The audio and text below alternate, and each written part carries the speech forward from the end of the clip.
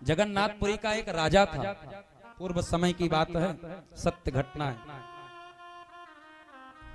बड़ा धार्मिक था, भगवान का नित्य चरणोदक पीता था और बिना भगवान का प्रसाद पाए कोई दूसरी वस्तु मुख में नहीं रखता था। पहले भगवान का प्रसाद पाएगा तब भोजन करेगा। रोज पुजारी प्रसाद लेकर के आता था राजा के लिए। एक दिन क्या हुआ कि जो जगन्नाथ भगवान का पुजारी था वो प्रसाद लेकर के आया और राजा से कहा, महाराज जगन्नाथ भगवान का प्रसाद है, इसको पालो आप।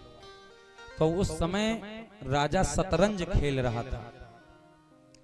शतरंज खेलने में राजा इतना व्यस्त था कि प्रसाद को ऐसे हाथ से छुआ और कहा, जाओ रख दो जाकर के, बाद में हम पा लेंगे, अभी हम खेल रहे हैं शतरंज। पुजारी को बड़ा क्रोध आया और कहा, बताओ मूर्ख राजा, इसकी बुद्धि इतनी खराब हो गई कि बताओ जगन्नाथ भगवान के प्रसाद का इतना बड़ा अपमान कि एक शतरंज के सामने इसने जगन्नाथपुरी का प्रसाद नहीं खाया। जाओ, मैं आज से प्रतिज्ञा लेता हूं कि इस राजा को कभी अपने हाथों से प्रसाद नहीं दूंगा। जब राजा शतरंज खेल करके फ्री हुआ तो मंत्री ने आकर के बताया, महाराज आज से आपको जगन्नाथ भगवान का प्रसाद नहीं मिलेगा। राजा ने कहा, क्यों? तो कहा, आपने भगवान के प्रसाद का अपमान किया है। राजा बड़ा धार्मिक था, लेकिन कुसंग अच्छे अच्छे की बुद्धि को समाप्त कर देता है। 4 दिन आप जुआरियों के साथ में बैठ जाओ तो कितने भी अच्छे होगे तो जुआरी आप बन जाओगे। 4 दिन शराबियों का संग कर लो तो शराबी बनने में ज्यादा देर नहीं लगती है। वैसे ही राजा शतरंज खेल रहा था तो शतरंज के संग से उसकी बुद्धि समाप्त हो गई और भगवान के प्रसाद का अपमान कर दिया।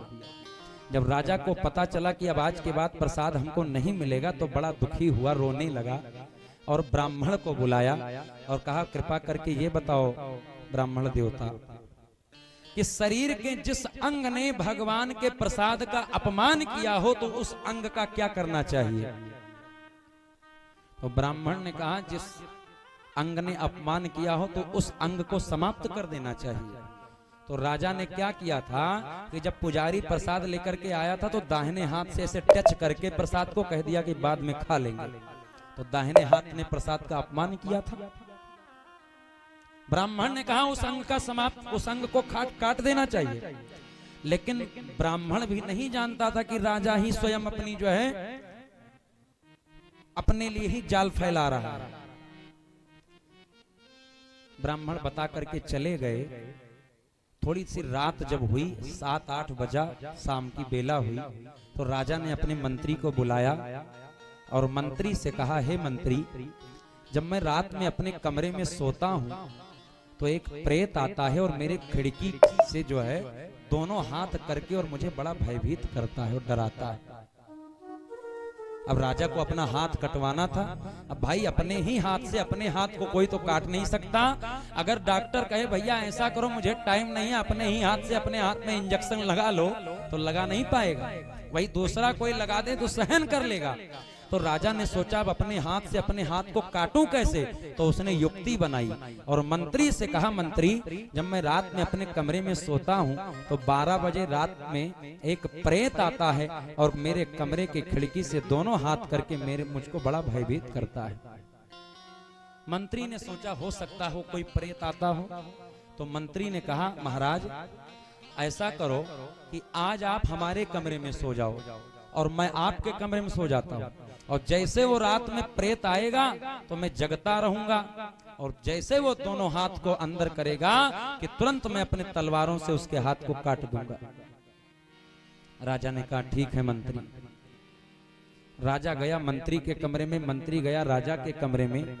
रात के 12 बज रहे थे, चारों तरफ अंधेरा था, प्रकाश नहीं था, चारों तरफ अंधकार था और मंत्री जग रहा है कि आज प्रेत आएगा तो मैं हाथ को काटूंगा। इधर राजा अर्धरात्रि में उठा और गया जिस कमरे में मंत्री लेटा था, दोनों हाथ को अंदर कर दिया। मंत्री पहचान नहीं पाया, सोचा प्रेत है, और तुरंत क्या किया, मंत्री तो इंतजार ही कर रहा था, आए मैं हाथ काटूं। जैसे राजा ने अपने दोनों हाथों को अंदर किया कि तुरंत मंत्री ने तलवार उठा करके दोनों हाथों को काट दिया। जब काट दिया हाथ को तो राजा मूर्छित हो गया और धरती पे गिर पड़ा। मंत्री ने तुरंत प्रकाश की व्यवस्था की। जब प्रकाश हुआ तो देखा, अरे ये तो जगन्नाथपुरी का राजा है, महाराज है। रोने लगा मंत्री, कहा प्रभु आपने तो कहा था कोई प्रेत आता है और मुझे रात्रि में भयभीत करता है, ये तो आप स्वयं हो, आखिर में आपने ऐसा क्यों किया? राजा ने कहा, मंत्री वास्तव में वो प्रेत कोई दूसरा नहीं था, वो प्रेत मैं ही था। क्यों? क्योंकि हमने भगवान के प्रसाद का अपमान किया था, और जो भगवान के प्रसाद का अपमान करता है वो प्रेत ही होता है। इसलिए हमने खुद अपने ही हाथ को कटवाने के लिए तुमसे कहा था, इसमें तुम्हारा कोई दोष नहीं है। जैसे दोनों हाथ कटे, राजा धरती पर गिर पड़ा। इधर भगवान देख रहे थे सारी लीला को बैकुंठ लोक में। तो तुरंत बैकुंठ लोक से आए जगन्नाथपुरी में के मंदिर में, और पुजारी से कहा, पुजारी जाओ और राजा को प्रसाद दो जा करके। क्यों? आज तक हमने ऐसा भक्त नहीं देखा जो कि प्रसाद की महिमा को इतना कर बता सके। वो बताओ, खुद के हाथ को कटा दिया, सिर्फ और सिर्फ भगवान का प्रसाद का अपमान किया। पुजारी ने कहा, प्रभु बात आपकी सत्य है, लेकिन दोनों हाथ यहाँ से कटे हैं, राजा प्रसाद लेगा कैसे? कहा, तुम जाओ प्रसाद तो दो जा करके। जैसे पुजारी आया और राजा को प्रसाद देने लगा तो दोनों हाथ यहाँ से कटे थे।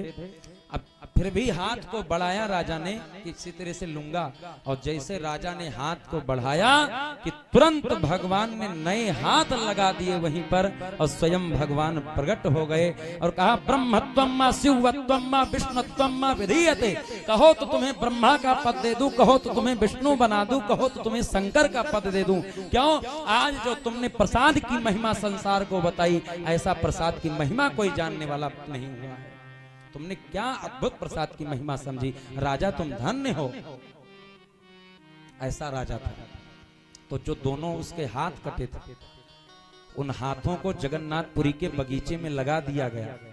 आज भी वर्णन आता है कि वो दोनों हाथ जगन्नाथपुरी के बगीचे में लगे थे, तो वही दोनों हाथ में एक वृक्ष प्रकट हुआ, और उस वृक्ष से एक पुष्प निकलता है, जिस पुष्प का नाम है दोना पुष्प। और आज भी रिकॉर्ड है, कभी जाना तो देखना जगन्नाथपुरी के बगीचे में। वो पुष्प, दोना पुष्प, जब तक जगन्नाथ भगवान के सिर पे नहीं चढ़ता है, तब तक भगवान जगन्नाथपुरी पूजा स्वीकार नहीं करते हैं। ये